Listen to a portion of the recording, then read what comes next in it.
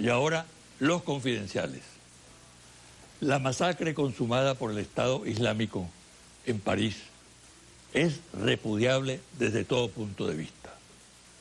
Nada, ninguna causa política o religiosa justifica semejante salvajismo. Desde este programa condeno lo sucedido y expreso mi condolencia tanto al gobierno como al pueblo de Francia. Pero me quedaría corto en este comentario si no hiciese mención a ciertos factores presentes en los antecedentes de este terrible acontecimiento. No para atenuar la condena a los responsables, pero sí para esclarecer mucho de lo que hoy está sucediendo. La frase "de aquellos polvos vienen estos lodos" es oportuno citarla porque en las políticas de las potencias de Occidente, que acabaron con estados, dislocaron naciones y arrasaron culturas en el Medio Oriente y otros lugares, está parte de la explicación a lo que ocurre. Si estas políticas no se modifican, la incertidumbre que genera la violencia penderá sobre cualquier comunidad y no habrá lugar seguro en el mundo para nadie. Algunos encuestadores que participan en la agresiva campaña para influir en los electores, presentando encuestas en las que aparece la oposición derrotando al chavismo con una amplia ventaja, comienzan a recoger velas, empiezan a decir que la brecha que favorecería a la MUD en algunos lugares se reduce aceleradamente. Medios de comunicación en el país y en el exterior también se muestran cautelosos y advierten sobre lo negativo del triunfalismo que se ha desatado entre los dirigentes opositores. Según información de fuentes de inteligencia militar colombiana, existe la posibilidad de que las Fuerzas Armadas de ese país puedan promover un conflicto bélico. Por ejemplo, como en el caso de la corbeta Caldas, durante el gobierno de Virgilio Barcos, bien sea con Ecuador o con Venezuela, con motivo de la importante reducción del presupuesto previsto en 250.000 millones de pesos. Las Fuerzas Armadas colombianas exigen más dinero para canalizar los programas para la adquisición de nuevos equipos militares. Con motivo del tema, se suscitó recientemente una disputa entre el ministro de Defensa, Luis Carlos Villegas, y el comandante de las fuerzas militares, el general Rodríguez Barragán. Este le manifestó al ministro que si era así, lo mejor era cerrar todas las bases militares de Colombia. Conviene recordar que en la oportunidad del conflicto del Caldas, el episodio sirvió para un reequipamiento costosísimo de las Fuerzas Armadas colombianas, a través del cual se hicieron jugosos negocios en ese país. La conspiración contra el Papa Francisco no es cuento.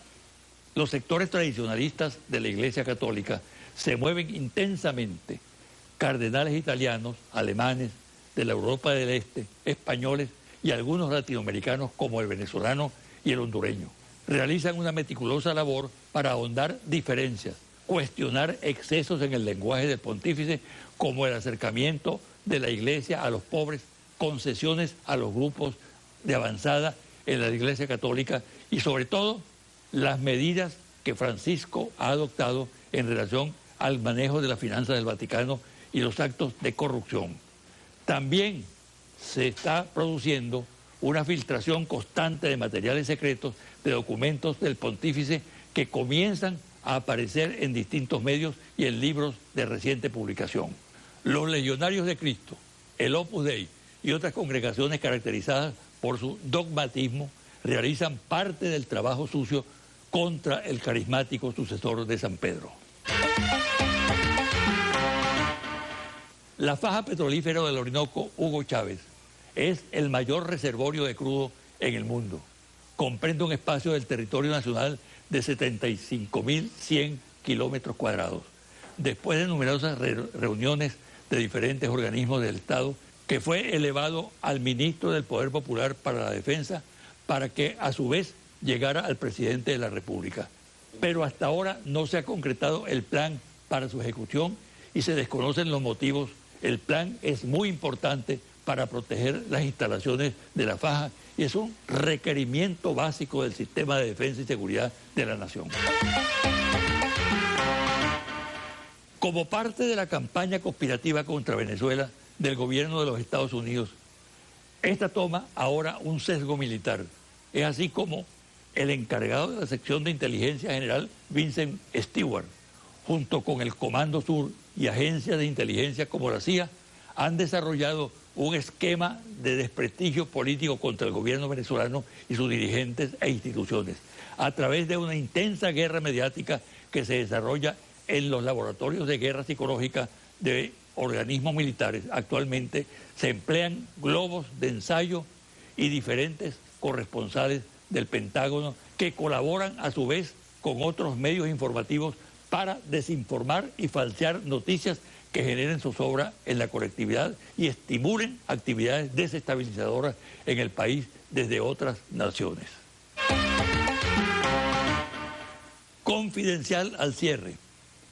La elección del 6 de diciembre será en cada circuito. Total, 87 circuitos, lo cual le da una connotación especial al evento comercial. En los últimos programas he insistido, de acuerdo a los trabajos de campo que realiza Interlaces, en ese aspecto, por lo que he presentado resultados en circuitos importantes de los estados Vargas, Miranda y Aragua. En el programa de hoy, Interlaces ofrece el resultado en el circuito 1, municipios Maturín, Libertador, Sotillo, Uracoa del estado Monagas. Circuito 1, estado Monagas, confidencial, parlamentarias 6 de diciembre, ficha técnica, 500 entrevistas directas en hogares en el estado Monagas, en los municipios Maturín, Libertador, Sotillo y Uracoa, del 2 al 6 de noviembre 2015. Resultados. Intención de voto en el circuito 1 del estado Monagas. Si el próximo domingo se realizaran las elecciones a la Asamblea Nacional, ¿por quién votaría usted? ¿Por los candidatos del chavismo? ¿Por los candidatos de la oposición? ¿O por los candidatos independientes? Por el chavismo, 44%. Por la oposición, 39%. Por independientes, 13%. No sabe, no contesta, 4%. Análisis. Número 1. El chavismo ha venido creciendo de manera constante desde hace un mes y la oposición se ha estancado en el voto nacional, aunque todavía mantiene respaldo electoral entre los autodefinidos como independientes. Número 2. La correlación de fuerzas electoral es distinta si se observa como una votación nacional o como lo que es realmente, unos comicios por circuitos, donde las circunstancias locales tienen un peso específico. Número 3. En 22 circuitos la diferencia electoral entre el chavismo y la oposición está entre 6 y 3 puntos, mientras un 10% promedio responde que votará a favor de candidatos independientes. Históricamente, un porcentaje de voto independiente termina en la abstención. Si este sector finalmente decide votar el 6 de diciembre, puede convertirse en un factor de riesgo que deben tomar en cuenta tanto el chavismo como la oposición. Hasta aquí el programa de hoy. Me despido hasta el próximo domingo.